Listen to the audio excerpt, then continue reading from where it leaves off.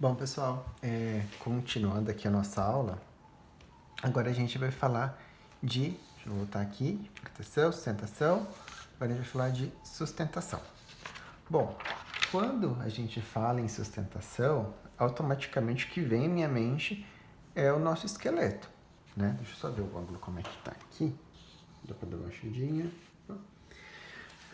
O que nos dá sustentação é o nosso esqueleto, né? Nosso sistema esquelético. Então, quando a gente falar do nosso esqueleto, a gente vai lembrar sempre deixa eu colocar aqui, esqueleto vai ter relação sustentação propriamente dita, né? Sustentação, proteção e locomoção. Nada disso a gente faz se a gente não tiver o nosso esqueleto, né? Ele sustenta o nosso corpo, protege os nossos órgãos e faz com que a gente consiga se locomover, né? Como que funciona essa questão de sustentação? Ele vai sustentar as partes moles do nosso corpo. Já pensou se a gente não tivesse esqueleto? Né? A gente ia ser uma moeba, né? Toda a nossa estrutura, em vez de ficarmos em pezinho assim bonitinho, olha só, se não tivéssemos nosso sistema esquelético, íamos nos tornar uma moeba, né? Não ia ter osso aqui nos dando sustentação. Como funciona a questão de proteção? Bom, o nosso sistema esquelético, né, ele protege regiões delicadas do nosso corpo. Vamos pensar no nosso crânio, por exemplo, né?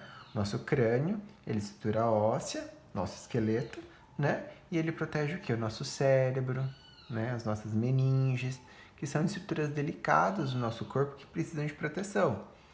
Outro exemplo, né? Crânio.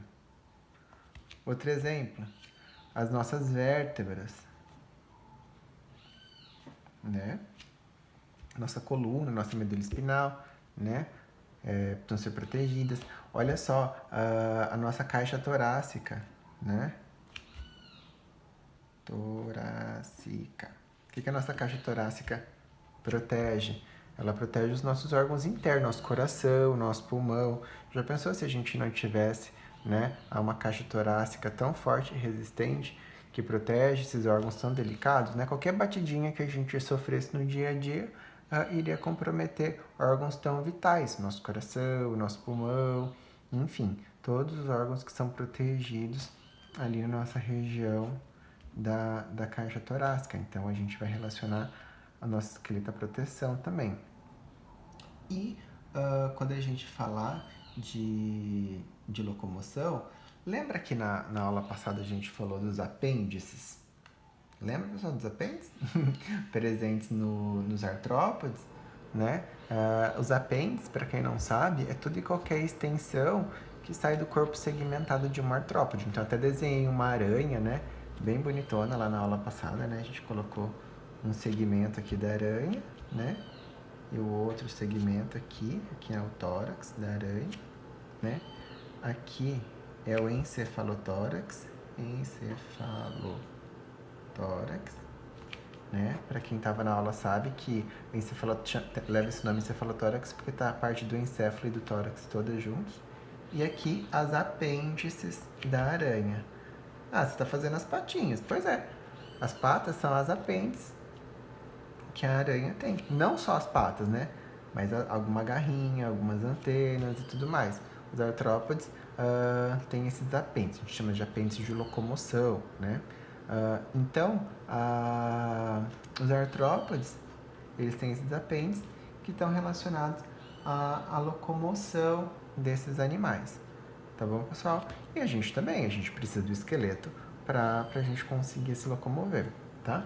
Só não esqueça que isso aqui a gente chama de apêndices. Deixa eu ver se tá focadinho aqui. Tá focadinho aqui.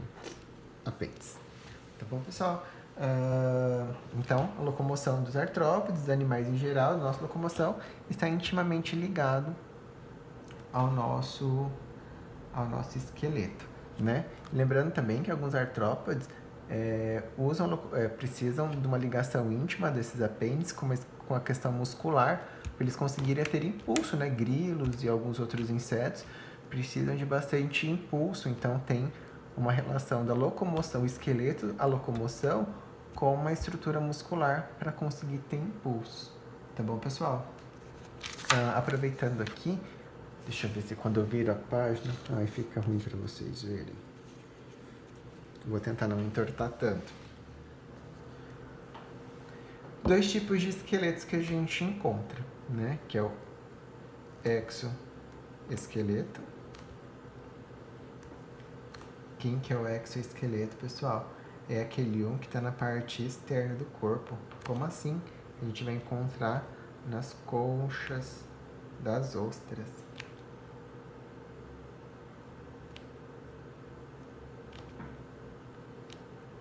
Tá? Então, aquela concha que a gente encontra de uma ostra é o exoesqueleto dela. Tá bom, pessoal? Então, exoesqueleto. E a gente também tem o endoesqueleto. Eita, ficou apertadinho aqui. Quem que é o endoesqueleto? Ele está posicionado no interior do corpo, que está presente em quem? Nos vertebrados. São os tipos diferentes de esqueleto que a gente encontra. Exoesqueleto, que estão fora, né?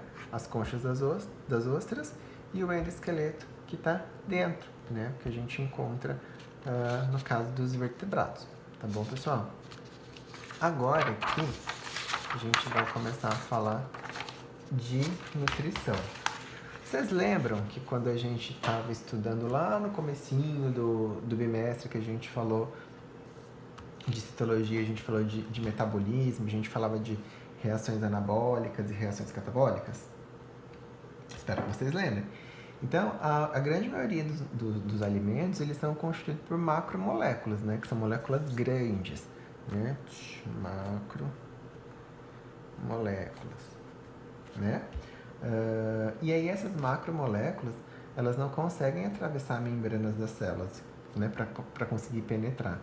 Então, para que a nutrição aconteça dessas macromoléculas, a digestão, ela tem a função, né? Nosso sistema digestório, ele vai transformar essas macromoléculas em moléculas menores.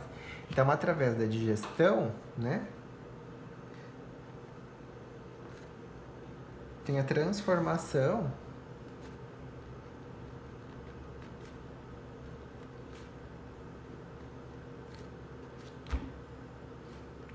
de macromoléculas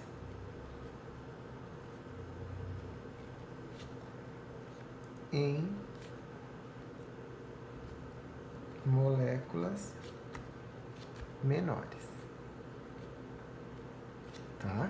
Então, o nosso aparelho digestivo, né, ele tem essa função de ter essa quebra de moléculas, tornar essas macromoléculas em moléculas menores para elas serem absorvidas. Sendo absorvidas, elas vão ser utilizadas pela célula, tá? Então, pessoal, vai ter dois tipos de digestão. Então, existem a digestão, deixa eu mudar aqui a cor da caneta para ficar mais fácil. A digestão, tipo uma setinha aqui, a gente vai encontrar dois tipos de digestão. Acompanhe a tela para... Voltou, angular. Dois tipos de digestão. A gente vai ter intracelular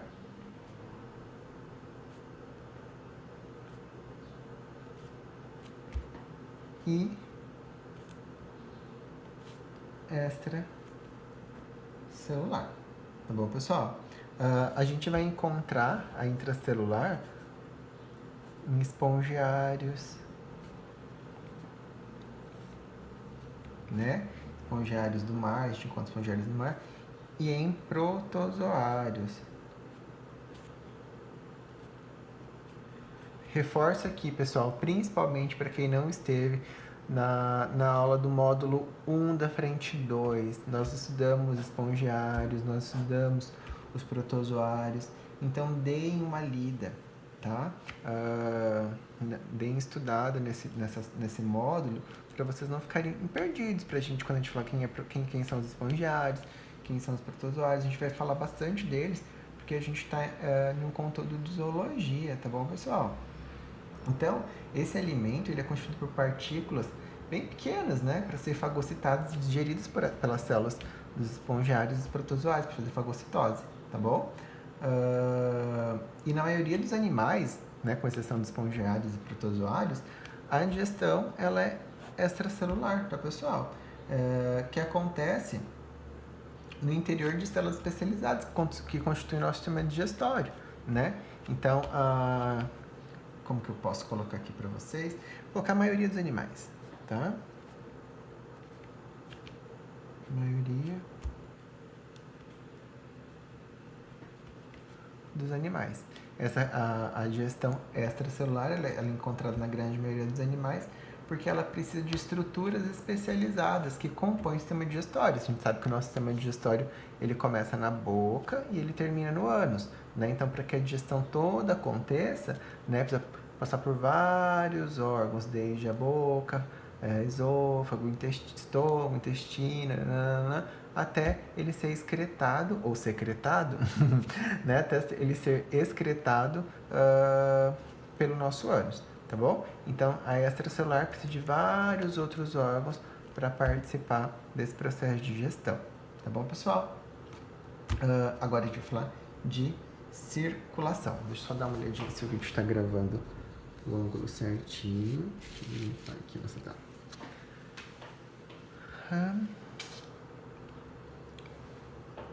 Bom, pessoal, quando a gente fala em circulação na vida animal,